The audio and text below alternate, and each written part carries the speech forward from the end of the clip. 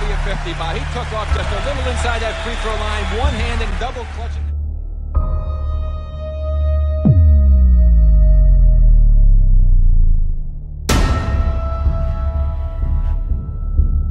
What's going on, everybody? Welcome into episode 6 of MJ101. I wanted to start this one off a tiny bit different, starting it off with a little mini conversation that I had with Kemba Walker, who obviously plays for Chairman Michael Jordan in Charlotte for the Hornets. So I wanted to drop this in. Obviously, I asked him about Michael Jordan, so I wanted to just sauce this in to the beginning of episode 6 of MJ101. The 60-second show here with Kemba Walker. Kemba, the question for this one, what's the biggest thing you picked up from Michael Jordan? I think the biggest thing I picked up from MJ was, he gave me some leadership points, I think. He told me don't ever divert, don't ever take the back seat. And I think that always stuck with me. He always told me, lead the team, be the guy you are, make guys follow you, and I always carry that with me. Respect, that's dope.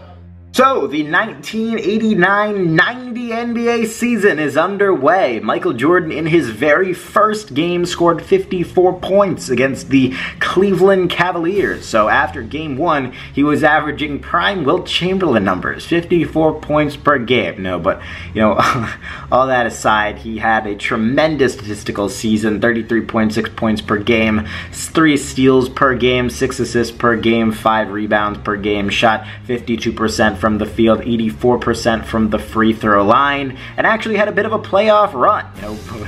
They did still get knocked out by Detroit, but he definitely had a run. He had a solid run at that.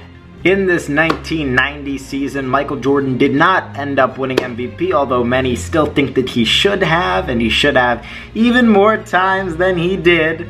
But he got beat out by Magic Johnson, so all that is in the past, and coming up on 30 years in the past as of recording this video in the year 2018.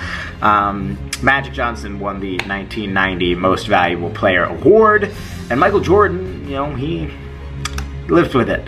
Michael Jordan in the playoffs, though, he had a pretty outstanding postseason, to say the very least, taking it up all the way until the edge in the Eastern Conference.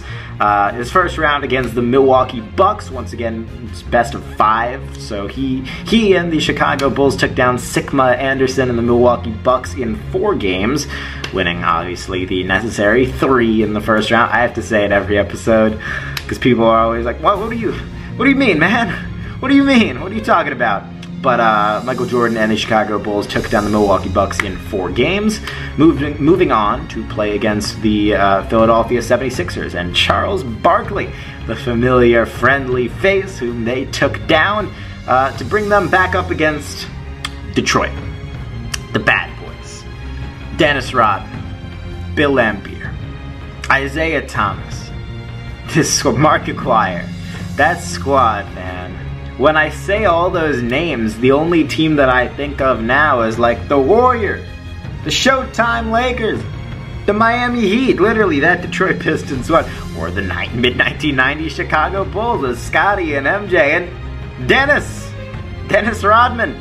But this was it was an outstanding series. Michael Jordan averaged 32 points per game throughout the series. He scored 42 and 47. The Chicago Bulls fell to an 0-2 deficit. Michael Jordan then came out in games 3 and 4 of the ECF, the Eastern Conference Finals, and put on a show. So dropped 42 in the first, 47 in the second, and just like that, the series is tied 2-2. This series ended up going to 7 games. Michael Jordan was not able to seal the deal. The Chicago Bulls, I should say, but it says MJ101. Michael Jordan was unable to seal the deal, and the Detroit Pistons went on, the Bad Boys.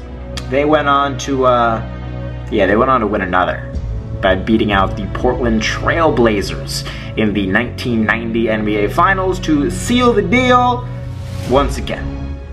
And Michael Jordan, inching closer and closer. If you look at the career trajectory from his postseason performances and the performances by the Chicago Bulls and how everybody on his team is improving, Scottie Pippen's getting older, everybody's getting older, maturing, getting better.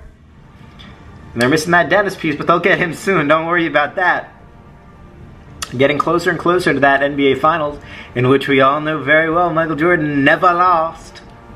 It's getting closer and closer to that, and this season was another example of him inching towards that. I'm just looking forward to the episodes where we can actually talk about him winning, because those are where some of the most fun stories come in. But without any further ado, subscribe to see those. Hope you enjoyed this one. In the next episode, I'm going to talk a lot about Michael Jordan's shoe game, sneaker culture, and more. Without any further ado, this has been episode 6 of MJ101. My name is Buster Scher. This was for 15 seconds of fame. As always, I'm going to link their Instagram down below. Definitely check them out.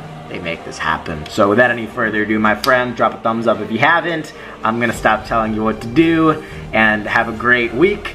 And I'll see you on the next episode of MJ101. Boom!